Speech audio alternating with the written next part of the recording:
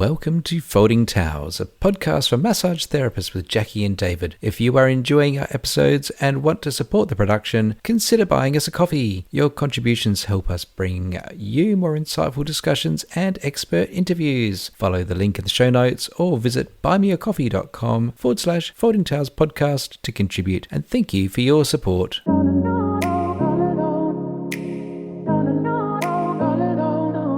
Hello and welcome back to another amazing episode of the Folding Towels podcast. Hello Jackie, how are you? Hi David, I'm really good today, thank you. That's really good to hear. What's been happening in your clinic room? Just chatting away with people.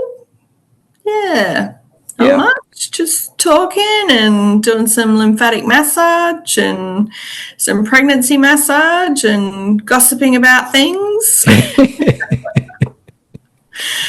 Well, it's early March over here, and I reckon about the 30th of January, people started saying, "Jeepers, it's been a long year already." It's really hit hard. It has, yes. One of the topics of conversation this week in the clinic room has been, oh my God, why are we booking appointments for May? It's not that far away. It's not. It's like a month away. It's like 5-6 weeks away. Yeah, crazy. Hey, we have a guest today, Jackie. We do. It's so exciting. Yes. Who is it, David? We are joined today by Coby Preez. Now, Coby is a remedial massage therapist, a clinic owner, an industry advocate with more than 20 years of experience in practice. And I love how Coby's background didn't actually begin in healthcare. He's going to fill us in a bit more about that. He was a chef, working long hours, and I would imagine that we talked about in the last episode, Jackie, about how massage means literally to knead like dough, and I'm pretty sure that his hands would have been very familiar with that action. He's vigorously nodding. So it's a little bit before he discovered the power of therapeutic touch and decided to change direction. And now he runs a multi-practitioner clinic in Sydney, and also is an independent director on the board of the Australian Traditional Medicine Society, one of the several massage associations here in Australia. Welcome to the show, Coby. Wow, guys, thank you so much. To David and Jackie, thank you for having me. It's such a great honor to be interviewed by you guys. It's really cool. I love your podcast so much. We met you in person for reals in Melbourne last year when we caught up at the MIMT Soft Tissue Congress. That's correct, yeah. Again, it was really good to see you guys in person. I mean, I've only seen, only heard your voices, so it's always lovely to see faces and voices go together. Yes, yeah. That was a fun weekend. It was a great weekend. I really loved it. It was, I was just, Fiona from MINT sent an email, and the board of directors has said, "Oh, you're the massage therapist. You go and have a look." And we've actually formed a really lovely connection over there. So it's so I reckon a lot more will come out of that for the future of remedial massage, I think. So it's very That's exciting. Very exciting. I might elaborate just a little bit on that down the track as well. Yeah. I'd love to hear a bit more. And I love that how so much stuff happens online these days, but when you put two people into the same room together, the relationship actually really happens. That's so extraordinary. Just the fact that we, even in our profession, we like hourly appointments, and the fact that we're in a room with somebody for an hour, it is, I find it quite an honor in many ways, and very grateful that that trust gets placed to me in this for a whole hour, right? Yes. Yeah, it's a very profound profession that we're in, and I love it. So before we jump into the serious stuff, we've got a very important question to ask you. Wow. You've got to think hard about this one. Okay. It is the most important. The pressure is on. Who is your favorite superhero and why? Who is my favorite superhero and why? Well, I'm always getting, I don't know, Batman comes to mind for me. Which one? Batman, the Batman. Yeah, but which Batman? It's not about the movie of Batman. Okay, so it's not about. It's actually this more the concept of Batman. The concept of Batman, because I love Batman because he's actually a normal human being, right? He doesn't have superpowers, but he actually, he's just this crusader for justice and the right thing. And, and in many ways, he's very disciplined and he has to work very hard because he actually doesn't have superpowers. So I guess that's probably what a bit of a reflection on me as a therapist as well. I don't have superpowers to fix anybody, but I really believe in what I do. So I think from that matter, that regard, Batman really resonates with me, and he also doesn't like the limelight. So I'm not being in the limelight. I don't like standing in front of a myriad of people. Like one-on-one, I'm really cool with that. I really like finding those connections with people. So I guess there's probably a bit of Batman in me. Hopefully not the dark side, but yeah. He does have wealth behind him. Yeah, and, which I don't have. So there's probably the major distinction between me and Batman is the zero wealth. But I love that he takes his wealth and he says, well, no one's been able to fix this stuff, so I might as well have a crack. Well, that's what we do, right? We have a crack, and so Batman, I reckon, is the go. Yeah. Do you ever turn the lights off and pull a towel over your shoulders and just from a corner say, "I'm Batman"? I've got some black satin here I can put over my head. And put some David's asking because he has done that. I may or may not have whispered into a client's ear before. You do the whole Batman cosplay thing in your room as well? I have been known to turn up to work with a cape on. Fantastic, love it. You do you, right? Yeah. Well done, right? The people who think it's odd aren't my ideal client, and there's others who think it's just the most amazing thing. I mean, those are the people that probably don't read book, right? So that's also it's like a natural way of selecting who you want to have in your room too, I suppose. Yes. Yeah. Well done. Yeah, you found a good system there. Yeah. That's fun. Let's jump into your early life. Yeah. Because as we mentioned in your bio, you didn't start your working life in healthcare. You're a chef. Well, I didn't start in Australia either. So I'm originally from South Africa. So educated in South Africa. Studied at hotel school in Granger Bay in South Africa. So did commercial cookery there and became a chef. And I just love food, and I still love food. And I think the love of cooking is still my love language, and I've really, really enjoyed it. So it's become a great hobby for me now. A great rewarding career. I mean, it allowed me to come to Australia and work pre-Olympics, which was fantastic. So it's given me some great opportunities, which I'm very grateful for. However, it was very taxing and very hard, and I think I maybe burnt the candle a bit on both ends a bit too much, and eventually burnt out and became quite disillusioned and disconnected from the work that I did as a chef. And so that's pretty much what cooking was. It's a hard yakka. It's hard on the body. It's long hours. It's again, it's behind the scenes, so you don't get the rewards. But I guess you get the rewards of actually people enjoying your meals, and there is a bit of a team effort within the kitchen. But it requires a lot of discipline, a lot of dedication, a lot of long hours for not a great reward sometimes as well. So, so I think that's probably shaped me a lot as well, all those experiences as a chef. But all in all, I have a lot to be grateful for my early years cooking and what it has introduced me to the hospitality industry. And I think, again, that notion of hospitality I bring into my clinic and into my bringing that to awareness to the people that work with us as well. Ultimately, we are receiving people in the clinic, and I would like them to feel welcome. Yes. Does that answer your question? Yeah, it does. Okay. Yeah. When did you realize that? You did talk about feeling burnt out. When did you realize that something needed to change? Well, something that didn't change within me as well. I guess at the time also I was probably using a lot of alcohol as well as a way of unwinding, and common in the industry. I think more I realized, I actually became disconnected with myself, even because I had to self-medicate with alcohol to get myself to sleep, and then go to bed at whatever night, and then hit the repeat button again. So there was a time where things just became, there's more to life, and I guess I'm in many ways a sensitive person. So there was definitely a shift. Just go.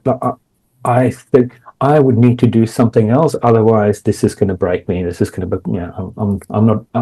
I think when I started not enjoying the person that I became in that industry, so that's probably was a big turning point for me.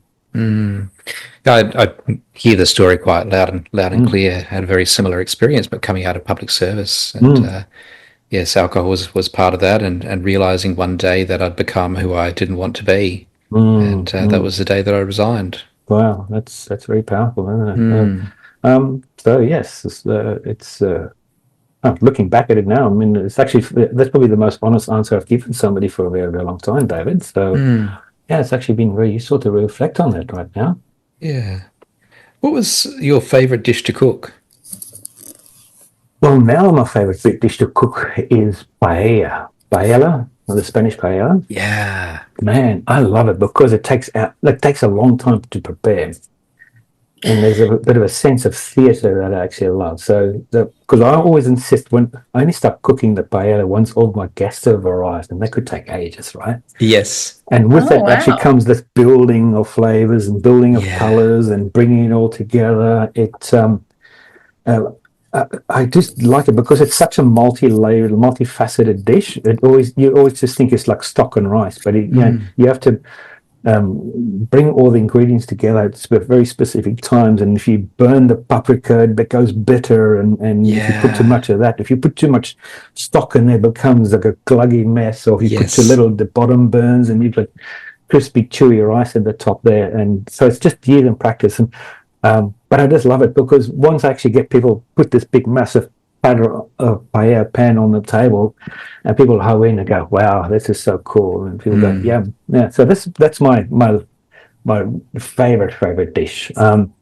Being South African, I guess I was probably more in the carnivorous diet kind of vibe. So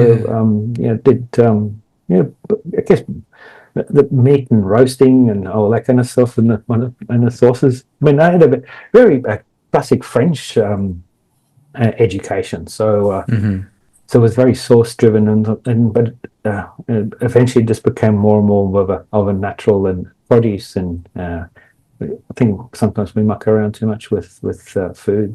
Just keep it natural now. Yeah, simple is good. Yeah, interesting. Paella is like my go-to. Yeah, beautiful. What are we having for dinner? I was just thinking that. I'm like, so we'll be over on the weekend. Yeah, let's just plan it. Let's book it in, shall we? We have to find some CPE in Sydney now, Jackie, and we'll head across. I think we need to find some CPE in Sydney, right? Yeah. We'll have to come and join us and come and have a look at it. We've actually the ATMS has actually got some new offices as well, so we actually feel comfortable inviting people to our offices as now again.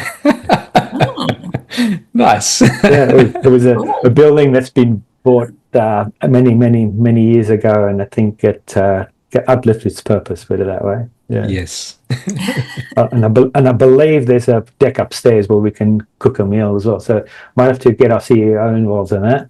Yeah. Ooh, cool.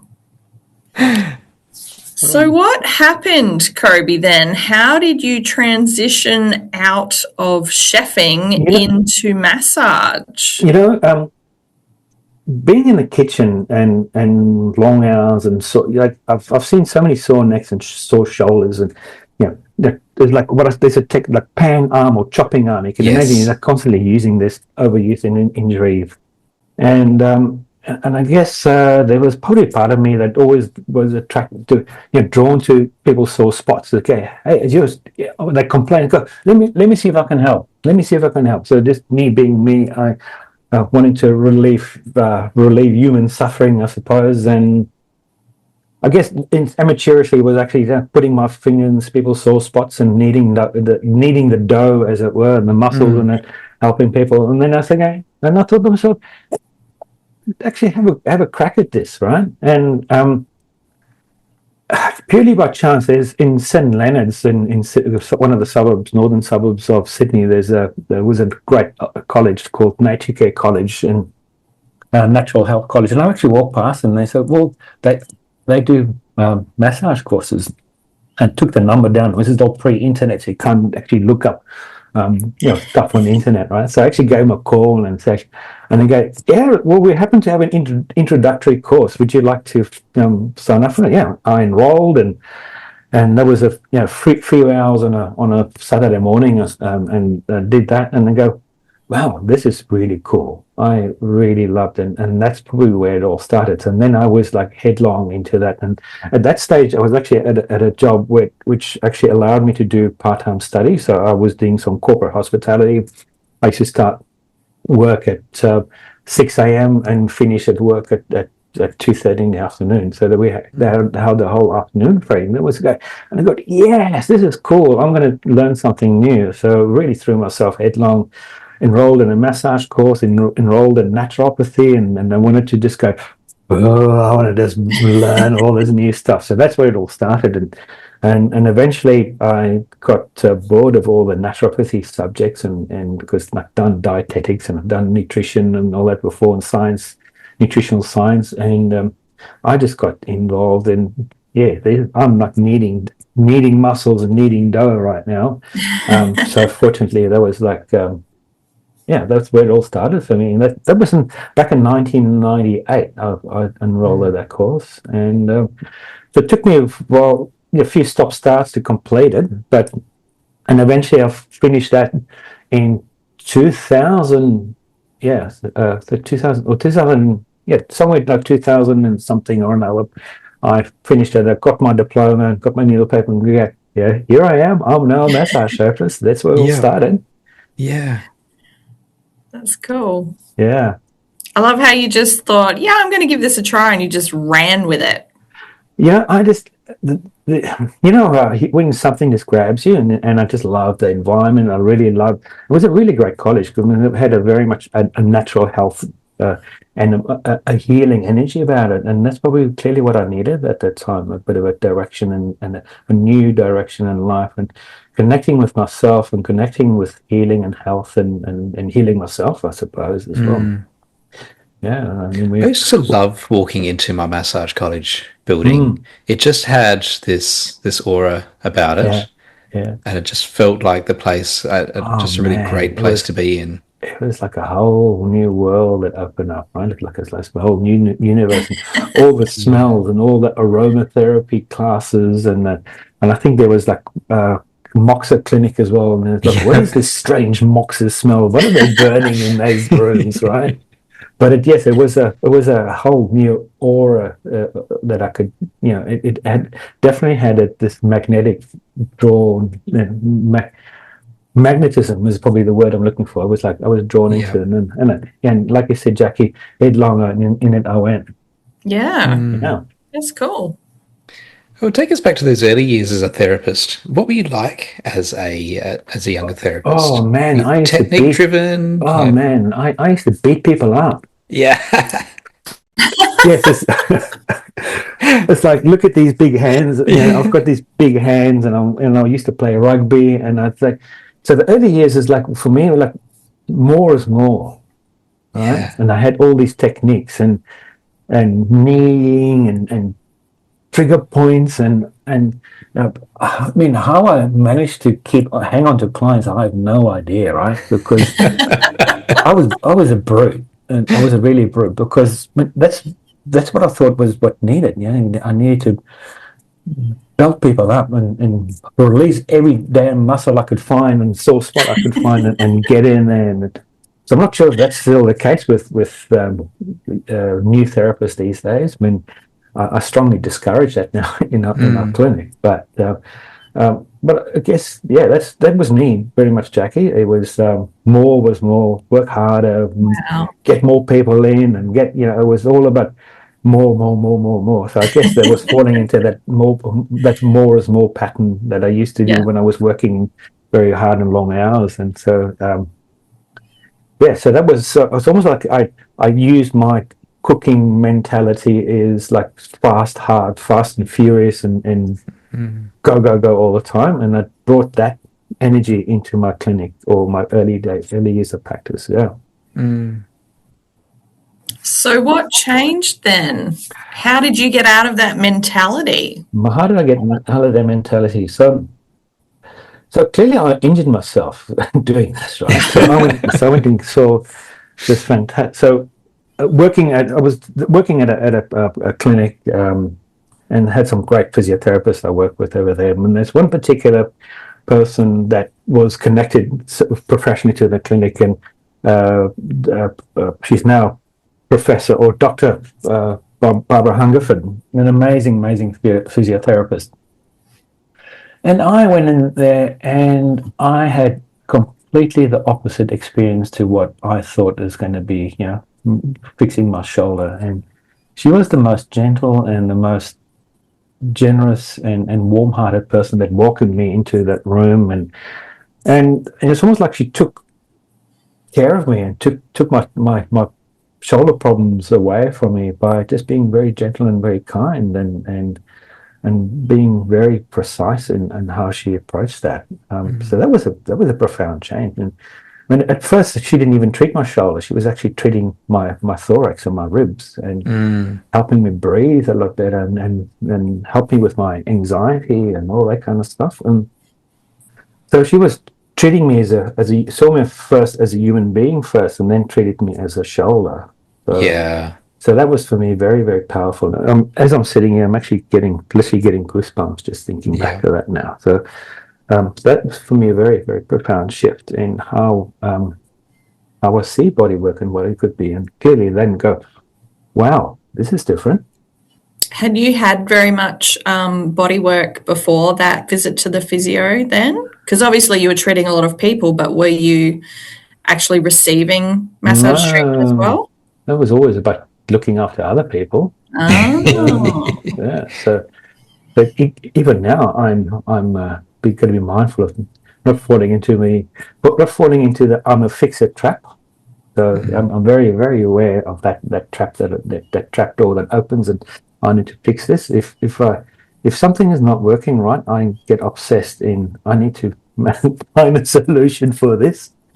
But yeah, so again, that changed for me as well. That I needed some care as well, and actually got involved in other groups as well, not just other body, getting body work, but actually, spiritual healing as it were, or nourishing my soul and nourishing my body and differently, and so that became a much bigger picture. Interesting groups I got involved with over the years, and learning to be responsible for my own health and well-being was a big learning for me out of that, Jackie. So yes, the early years didn't receive. So that's probably a big takeaway to get out of that in the very early years, and it's actually a great way of learning from other people as well, to actually receive. And in fact, I have started a book project, believe it or not, just because I have so much time. And the working title of that is the art of receiving.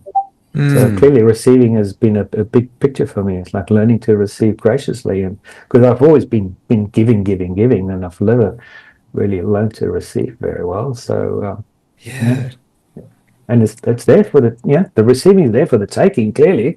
Yeah.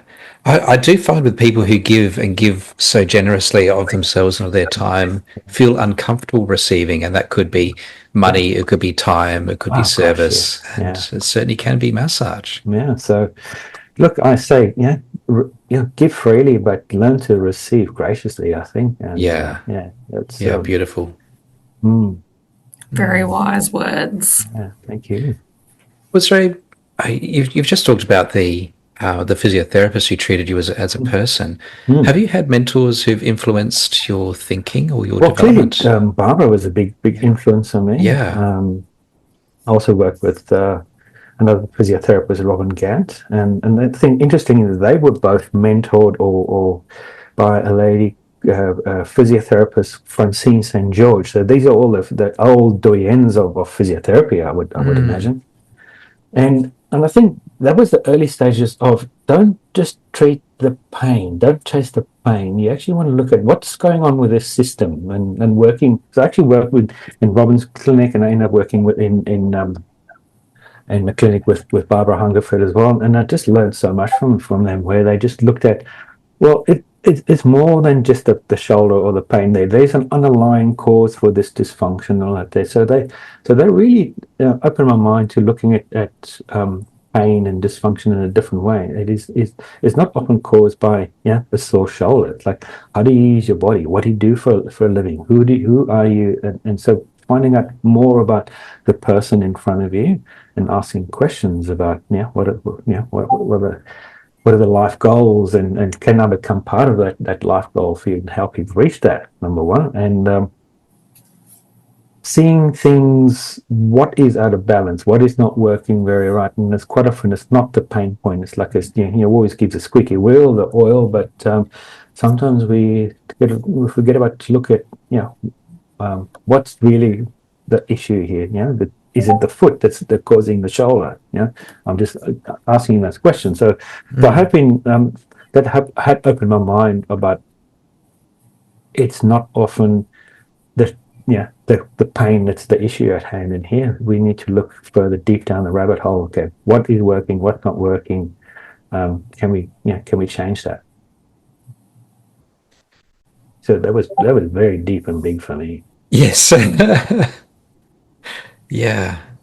So those You've really gone down a full rabbit hole, really, of going from very physical based stuff and even the nutrition and the food, very physically, into almost a spiritual journey.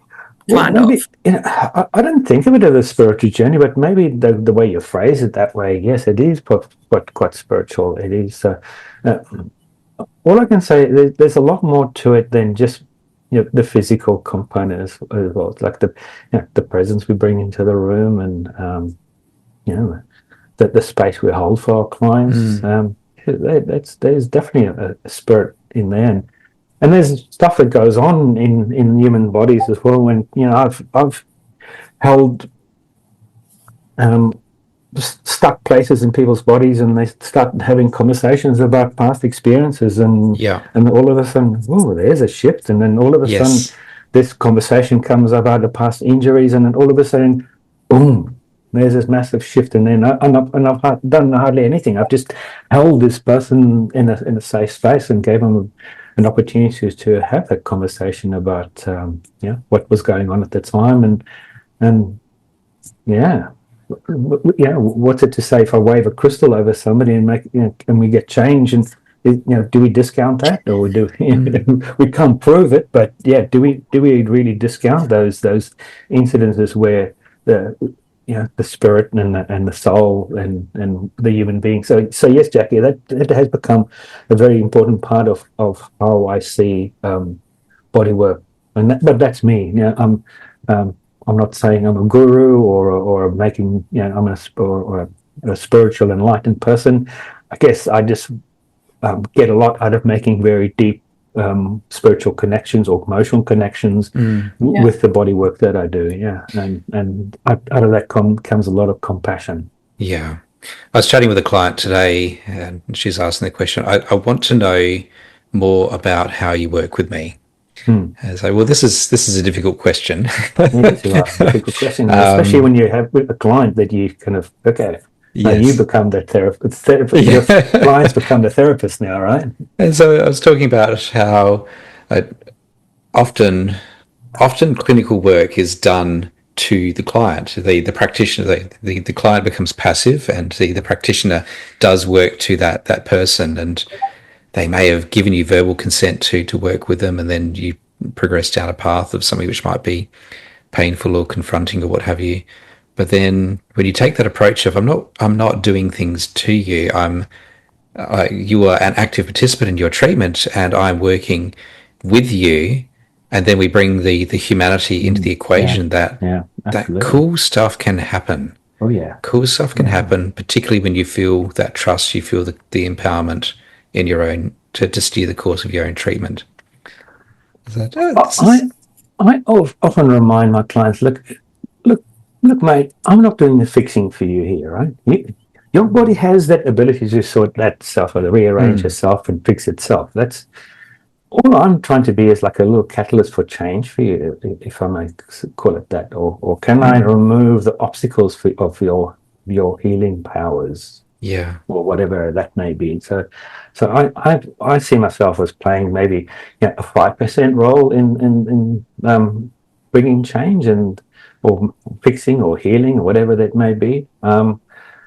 But that's enough for the human condition to actually to take over again. If you give it the right fuel and the right place and the right energy, the human body can change a lot. It's I've seen that with my very own eyes. It's quite extraordinary. We're going deep here now. Yeah. That's what we want. That's what we want. Yeah. It's the good stuff. This is like the juice, right? The juice. This is the juice. I'm Batman. Oh, golly, yes. So you have studied a fair bit, Coby, and I want to bring it back to technique, because people do ask questions about, so what techniques do you use? Were there any foundational styles or that really resonated with you and informed how you started to shift your treatment practice? So, a couple of things. I would say Thomas Myers was very influential as far as technique driven, or actually both Thomas Myers and James Earl. So they were part of the James Earl was also part of anatomy trains at that stage. So it was very much, and they had this great, fantastic book called Fascial Release Book. So that's probably where a lot of the foundation of the techniques and that I use, and I do believe the techniques that they've introduced to me comes from the Ida Rolf school of Rolfing. So a lot of those techniques that I wear, the soft knuckles and the speed that I use and the pressure. And so fascial release is a big deal for me. And I still use that so this is like a foundational treatment is fascial release, and I guess using my hands to listen for fascia is learning that. So early days was all about input, putting my energy or heavy-handedness into that fascia and moving obstacles and moving.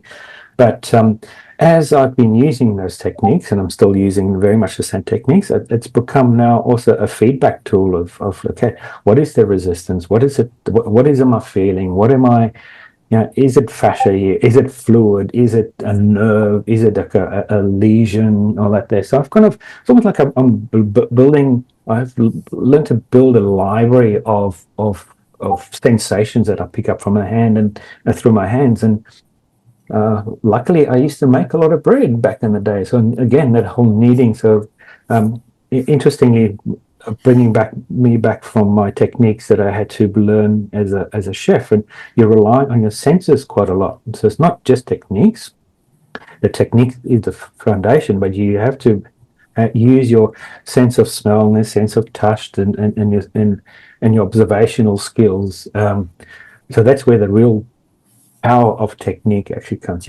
So anybody can learn a really powerful technique, but it's like, what is that technique telling you back as well? Rather than just performing a technique. But yes, a lot of techniques. So fascial release techniques is and the whole library of that.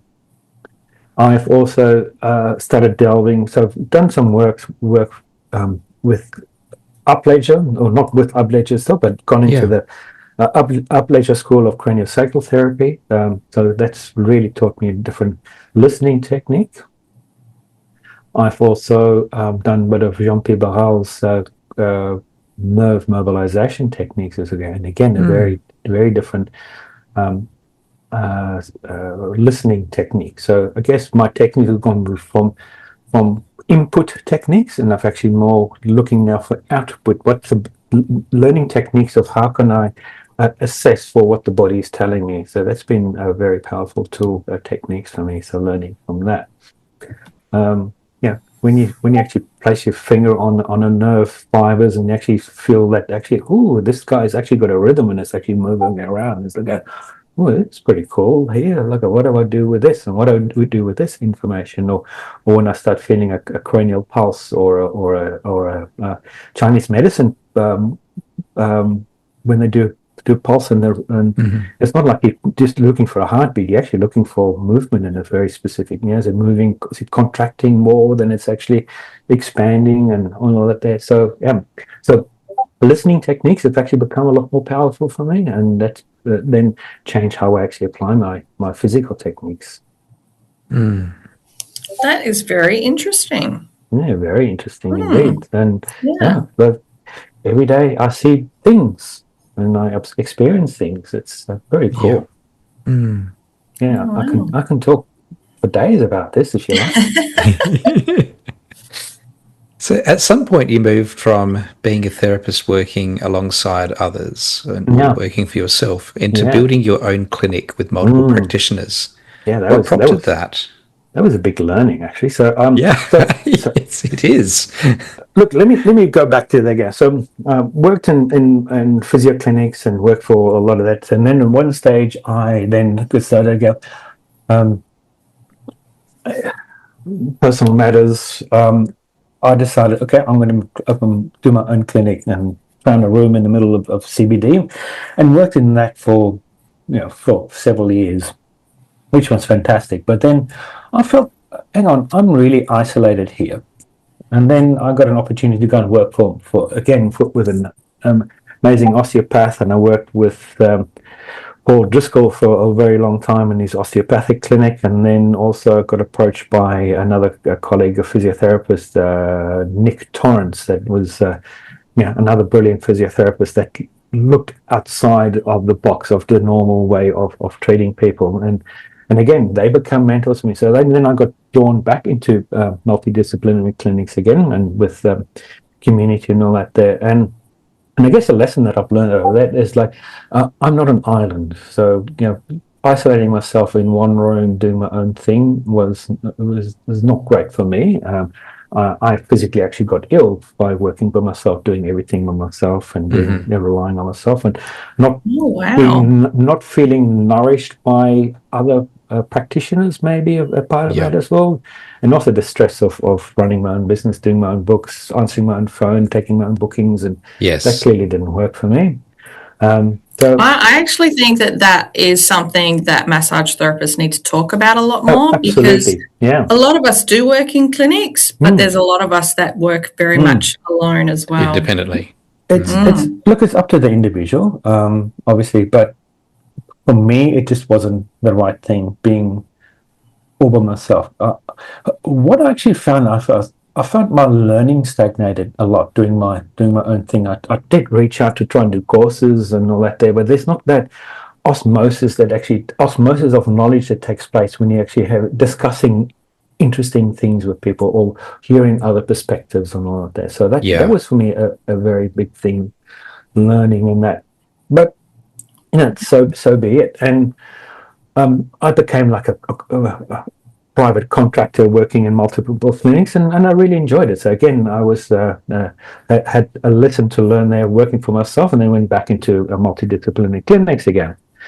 But I still wanted to go and do my own thing, right? So how do I do that? And then along came Laura. There's this out of the blue, this brilliant young massage student that was nearly finishing, and she just said, I want to come and work with you. Okay. What does that mean? So I've never employed anyone in my life before, right? So manage people and do that. Anyway, so now I had to learn how to employ somebody. So Laura became my first employee, and also my first opportunity to mentor somebody as well in work in there. So Laura was fantastic. So in fact, so she worked with me for many, many years, and she eventually met her partner, and they've moved to the USA. She's got a couple of kids now, and we were so so glad we actually were able to catch up a couple of weeks ago. They were in Sydney, and so we caught up with the kids, and but again, out of that became a lifelong connection there with Laura as well. But anyway, so I'm meandering here. So Laura became my first employee, and so I actually kind of got it somehow working with me at all these other different clinics as well, and then along the way, it's like, this doesn't quite feel right, leaving Laura all by herself in that space there while I'm working somewhere else. And again, there was that disconnect with Laura until I just kept walking past this empty space in Double Bay, and I kept walking past this empty space in Double Bay, and I kept walking past this empty space in Double Bay. Okay. And then I full-heartedly convinced my wife, we need to take that lease, and we need to open that up. So that was in 2019. And we summarily set that up and with an empty shell and fitted it out, kitted it out there. I finished up working in Bondi, and I still kept working in the city for a bit there. And we started building this practice with Laura and I. And here we go. And then we've managed to get another person on board, Amanda, and then with the three of us. And then another person came along, and then we became a clinic of massage therapists. And I was actually very deliberate in creating a clinic with massage therapists because I wanted to be able to collaborate with other health practitioners as well. So what I did find, if I'm working in a physiotherapy clinic, I'm only working with one physiotherapist. So I was quite deliberate in expanding my network so I can work with osteopaths and physios and sports physicians and all sorts in all different areas, and not just one particular clinic. So, so this is where my head is actually going towards massage therapy, and eventually is like, we can become a lot bigger picture in allied healthcare. So I was very deliberate in setting up a soul massage or soft tissue clinic, and that's where it all started. So, that was a big learning as well. Sounds amazing. Yeah. Wow. We're still in Double Bay, still here.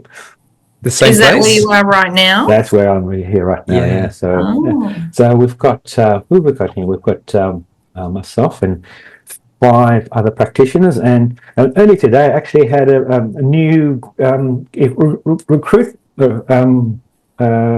started with us today with his very first introduction. So every Wednesday we actually have a staff in service and staff meeting, and like that. So welcome him on board. So before he even put his hands on anybody, he's going to spend some time with me, watching how I work, observing, and so I'll have a few weeks with him, just introducing him to our systems and policies and so on. But so we're very much a very systems-driven massage clinic now.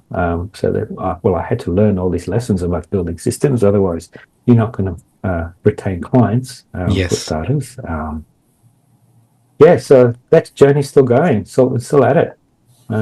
So that's a big transition from working with other physios, then did my own thing because I thought I was the bee's knees of doing everything by myself, and that clearly didn't work. And then went back into more clinics, learned from other practitioners as well about that started. It was quite entrepreneurial and all this. So again, that whole journey really served quite a purpose and the right thing at the right time. And clearly, seeing an empty space, walking past it early in the mornings, it called to you. Imagining, this is a cool. I like this.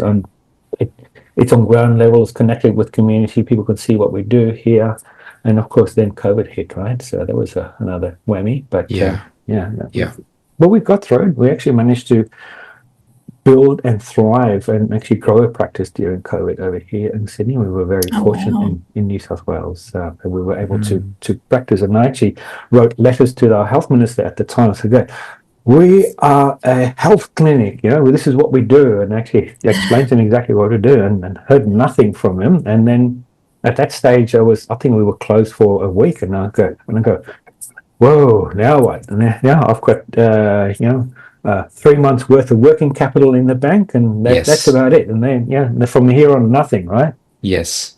And then literally a week later, we just got this announcement from this health minister. Okay, no, remedial massage is now classified as an essential service. And go, yay! Yes,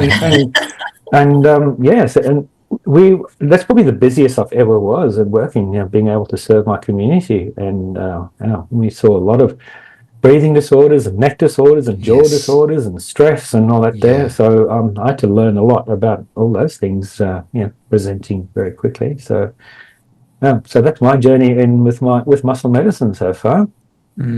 Wow. Yeah, still bringing more people on board, which is cool. Well, you mentioned you've got a new recruit. Yes. What are some of the things that you try to teach younger therapists? Or actually, not just younger therapists, just new therapists, or any therapist, or fresh, or somebody that hasn't been working in the field of fascia and all that there. So, well, first and foremost, it's like, again, looking at the big picture, that it's like, the body is more than just one part, not more than just one joint or one muscle group. There's a lot more to the human body and how we function and transferring load and walking and so on and so forth. And I actually encourage people to use less oil. So it's like, obviously, you come out of a massage school, the first thing is you put a ton of oil and you go you baste people. Yeah, so you become like a basting sword, just like so you kind of have to be glistening in order to work the muscles. So and I just do find that a very superficial oil application doesn't work for me. I don't feel we get the same results. I mean, sometimes you do need to have a bit more oil or lubricant on the skin to kind of perform a specific technique. But so the first thing is use less. So we actually getting their reliance of oil or stopping their reliance on massive loads of oil and changing the speed at their work as well. So that's probably the big thing. Oil, no more oil. Or less oil for that matter. I love it. David's nodding along like, yes. Yeah, I don't use olive oil either. And so there's a happy, apart from I feel that you need less pressure to get good results. Your towels last longer as well. Towels last longer, and actually I use coconut oil. It's fantastic stuff. If you can eat it, it can go in your skin, right? Yes. Yeah. And so I launder my own towels, and I fold my own towels in the clinic. So I'm very particular about folding towels, David. Yes, I launder and fold as well. I went through this phase of feeling really disgruntled about washing and folding towels, and then I had to remind myself that this big load here, well, apart from the fact that I'd let the load accumulate, and that's a bad thing, this big load here means that things have been going well. Yeah, absolutely. If there's lots of towels, things are going well. Absolutely. Yes. If you're folding lots of towels, it means you are helping a lot of people, right? Yes. Yeah. Yeah. That's really cool. So, what else can I tell you about the clinic and how it's evolved? So that's a big thing from new recruits is, first thing, let's throw the oil out of the door and use that a lot less. So, and also building that relationship, so the hand to the skin relationship, learning to sense with your hands and what is it that you're feeling. So that takes probably the longest. We can all learn techniques. So obviously I try and make sure that I don't confuse the new recruits too much with giving them too much information or contrary to the things that they learn. So I'm trying to use very much an evolution from, okay, let's just change that a bit there. Let's slow it down. Let's have you considered other things in this whole treatment as well, and again opening their mind. So like I've had amazing teachers and mentors in my life that have been very, very generous. I like to bring that generosity of spirit and so let's look at things a bit differently, and rather than telling them what to do is like let's look at let's opening their mind to a different possibility of working. That's probably where I go with that. Interesting. It's actually nice talking about it now, because I don't often think about it. It's almost just like become this what we do now. Yes. So thanks for asking that question. You're welcome. Well, let's have a chat about your role in industry leadership, because you are an independent director with ATMS. Yes. How did that come about for you? Well, it's interesting you should call it leadership. I mean, I struggle with that word leadership.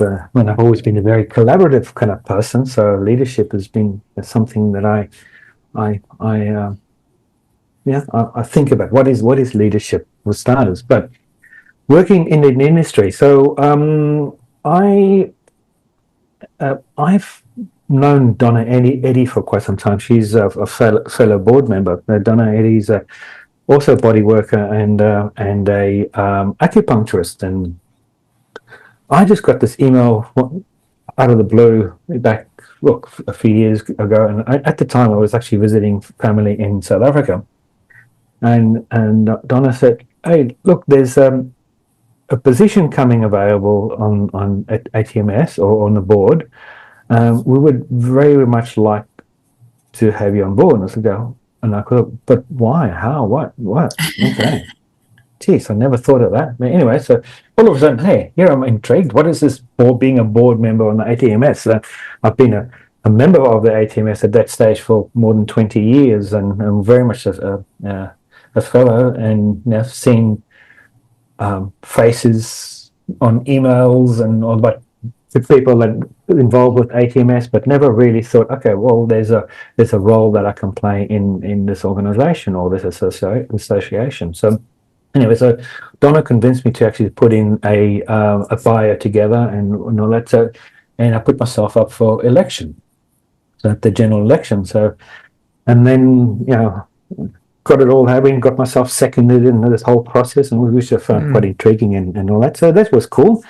And then election took place, and then a week or so later, I go, "Sorry, Coby, you didn't get enough votes, but that's okay. That's how it is. Okay, it's cool. That, it was very interesting, and that's okay." So I didn't get elected in the general election, and there were there were some fantastic candidates. There was a professor, there was a ex-lawyer. It's like all these people with massive education and scientists and all. I said, well, fair enough. Like I'm a massage therapist. Why would I be elected to the board?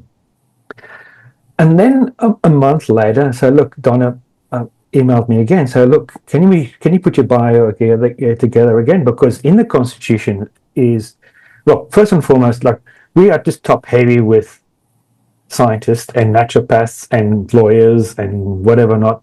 We don't actually have a bricks and mortar massage therapist on the board. We definitely have a skill gap here. We need somebody like you to be involved. And then, okay, well, now I'm even more intrigued. So here I go again to put my bio together.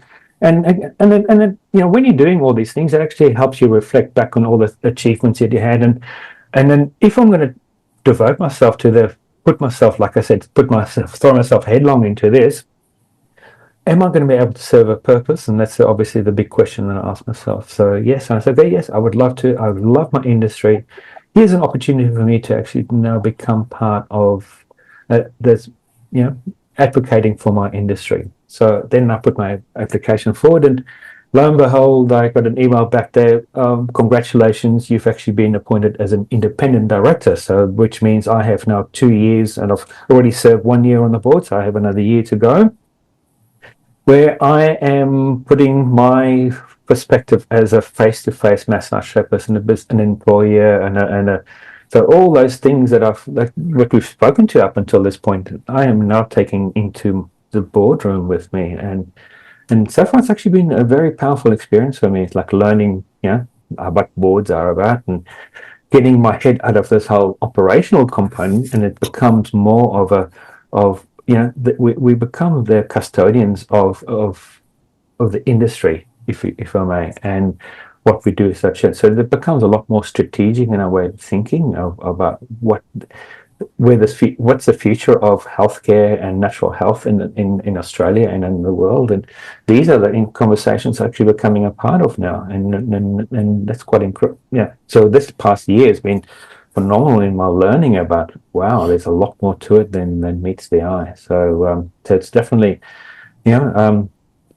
a lot of big new initiatives that I've actually instigated and bringing together to the board as well. And it's okay, what am I to lose? And so far I've been quite successful in actually approving a few motions, or getting some motions improved, and got a few new programs online. So I won't be able to talk too much about it there, but I can point you in the direction of things that we've actually been pushing for industry recognition, as it were. So so it's been really cool. So does it make me a leader? I'm not quite sure, David, but definitely being passionate about advocating for our community of massage therapists, and then also becoming part of a general healthcare, because my view is that we need to change the way we view massage therapy as this adjunct body of body workers that we need to become we are an essential part of healthcare, and that's going to be my big advocacy, is for us as a community, us as massage therapists, actually to find our own voice. And that's going to be hopefully that will be my biggest Batman moment, so we can, all our massage therapists can actually find a voice. But this is what we do, and this is why we're important in healthcare. It's time for massage to come out of the shadows, so to speak. Oh, yeah, exactly. That is so important. But reflecting on that, when I was at the elections and all that there, so I was actually looking back at at the ATMS we represent about 20 different modalities, and but the big majority of our membership are actually massage therapists. So a huge cohort of massage therapists. But what I did find interesting is that they just go about their business and they don't get involved, and they don't raise their voices about concerns and like that. So there's all the naturopaths and all the scientists and all the dietitians and all that. They have very, very loud voices in the industry because they are university and degree educated and hold professorships and scientists and so on and so forth. And then who are we as massage therapists? And that's probably a big question we actually have to ask ourselves as massage therapists. Who are we as massage therapists? And we definitely need to get ourselves heard out there. I love this, and I agree. Yeah. Yeah. Hopefully all the listeners out there can reflect on that there. So go and talk to your associations and become involved. And it's bigger than just the individual. Yeah. Well, you've spoken about entering the profession as a second career, but I think you're a little bit passionate about massage being a first career of choice as well. Oh, why not? Again, so I've been fortunate enough to actually to mentor. So Omar, the new recruit, will be a new person. So again, fresh out of school, studied at TAFE, and is a newly minted massage therapist, as it were. So straight from school. And I've got Daniel that's actually now going off. He's actually second year studying at Macquarie University now. And then we had Emma, was at school dancing, and then did a degree in myotherapy, and then started working with me. So she chose also. So several people that are actually working for me were not just wasn't the secondary career, was actually the primary career, and I really held that very sacred, because for me there was a massive burden of responsibility on me, actually shaping their future of their careers and making sure that they are prepared for a career as massage therapists. And it actually just dawned on me, because I always thought, you need to have life experience in order to be a massage therapist. But that was actually quite disingenuous, and didn't quite give young people enough credit. It's like, if you're interested in the humanities or interested in human beings, and don't want to be a mechanic or whatever, electrician or a plumber or a chef or whatever, consider massage therapy as a career choice, because that could be an amazing stepping stone into other allied health professionals. Become a massage therapist, and it gives you a way of income while you go. If you want to, build your skills up and build your client base, and if you want to go and become a osteopath or a chiropractor or physiotherapist from there on, you have a beautiful pathway to actually go back to university and evolve your career as a healer or allied health practitioner. So that's why I'm thinking, it's a great opportunity. And if you choose just to be a massage therapist, why not be a brilliant massage therapist? And you can have a long career as a massage therapist, I believe. So yes, I am quite passionate. Why does it have to be a second career choice? Why can't we have a primary career as a massage therapist? So we hold what we do to be quite dear and quite sacred. It's not a view that's necessarily shared by the public who do not understand what massage can do for them.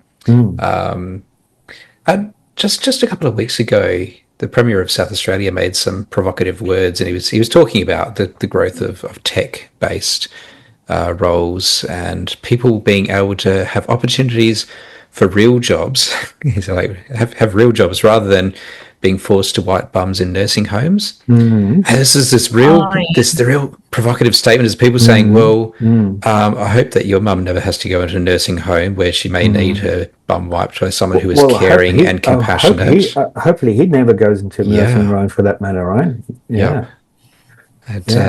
Just goodness gracious, we need humans doing human things. And does AI and tech disconnect us from being human beings? And I guess that's again the privilege that I have working with humans all day long, every day, not just as a therapist, but also as a clinic owner and an employer, and playing a big role. I'm also responsible for other people's financial well-being, for that matter, as well, right? So so it becomes a big picture. So yes, being connected and staying connected. So if you choose a career and actually being connected with human beings and don't want to live in disconnect, well, maybe choose a career in soft tissue therapy for starters.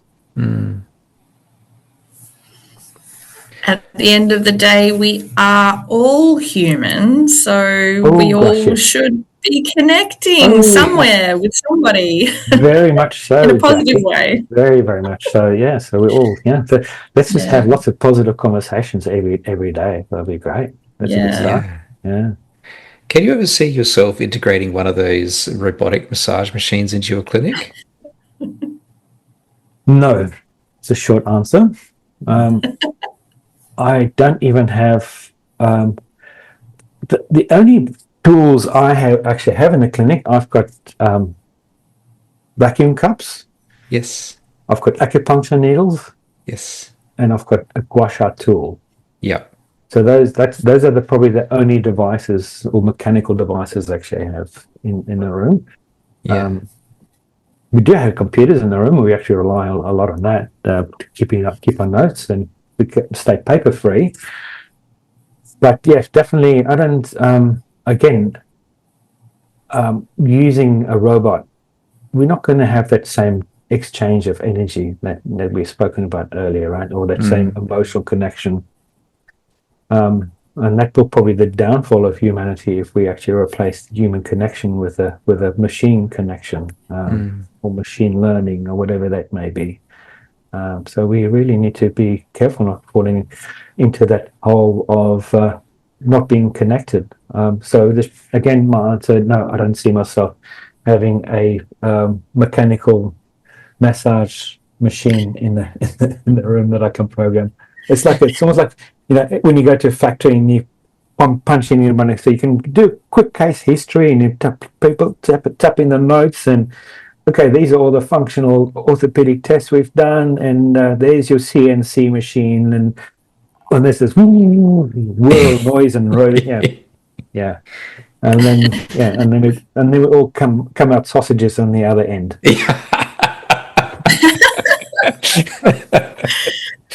Oh my goodness! That's poor. exactly. Like a big, yeah. Oh, well, we'll see how that one goes. Yeah. Oh dear.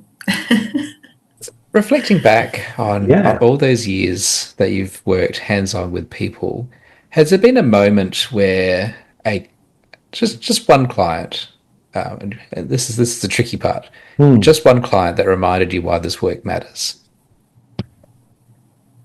Gosh, how do I answer that one? Just so many moments, but um, I guess the most powerful moment for me was like when somebody walked out of the room, and after a treatment, and we had, it was, I wouldn't call it intense sessions, but this particular client had been bouncing around treatments and therapists and all sorts of things, looking for solutions for such a long time, and I think what this particular person said to me is like, you know what, Coby, today was actually the first time that I actually felt heard and validated. Mm-hmm. And it had nothing to do with what I actually did as a hands-on, and what I because I knew it's a very, this individual with a very complex medical history and trauma, emotional and physical trauma, and so on. But the mere fact that that person felt safe enough to actually open up and talk about. So, and I think that may have been part of the conversation I had earlier about holding this particular body part, and this, all of a sudden this conversation came out, and I think that was the actual moment. That was profound for me. So, and again, I'm getting goosebumps again as I'm sitting here. It's wow. Whew. Yes. That was big. That was really, really big. That's a person being a human, or being treated as a human, being listened to, rather than just another syndrome or another medication or another this or that. And I still see, this is quite a few years ago now, and I still see this person for regular maintenance and check-ins and all that there. And I must say that the client's thriving now, just by having that, changing that whole paradigm of what care is all about, rather than me doing stuff at you. Yes. Sitting there and having space for that person to be validated and heard, and I think that maybe untap the healing potential in that person, I would imagine. Yeah. Well, if there's one message you'd like massage therapists who are listening to this today to take away from this conversation, what would it be? Oh, well, I guess that was probably a big message there from me. It's like, That's a good one. It's a great message. Just one thing, Coby. That's all. one thing. We've done it now.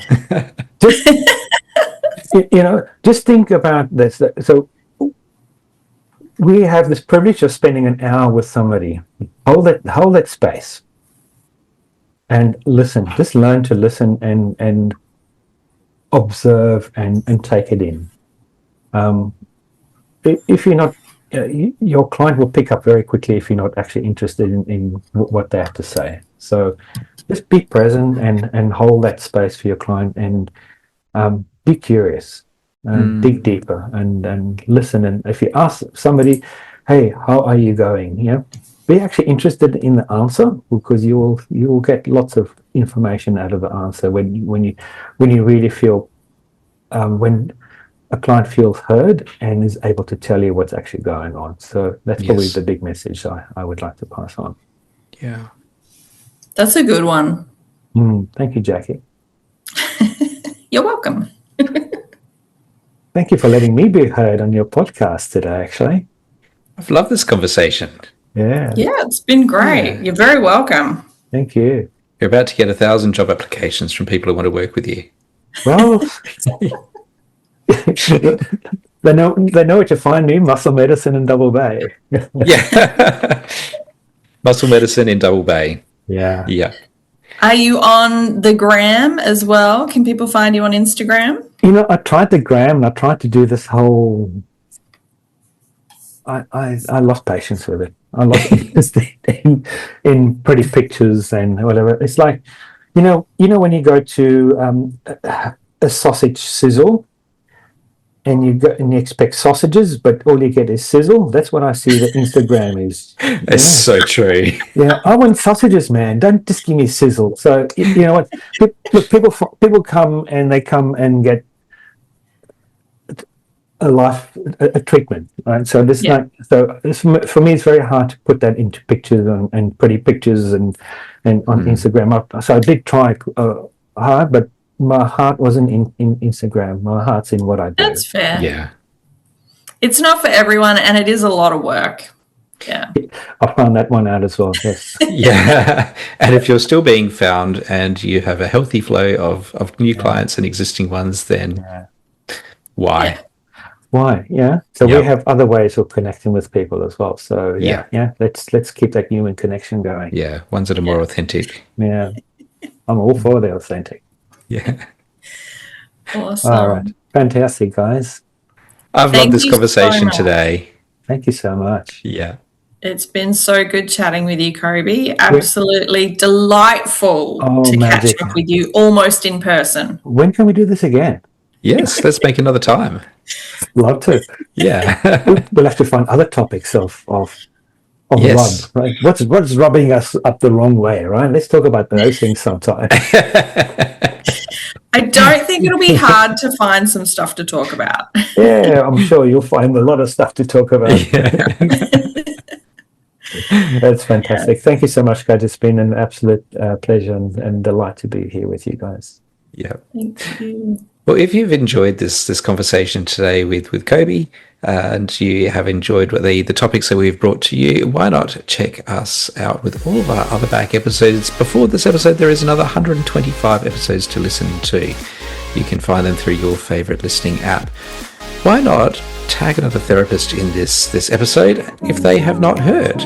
We are on the gram, we are on Facebook, and why not give us a like and a share and maybe a little rating through your favorite listening app. We'd really love that. We would indeed. Thank you, David. Thanks for joining me today, Jackie. Thank you, Coby. Thank Thank you. you, Coby.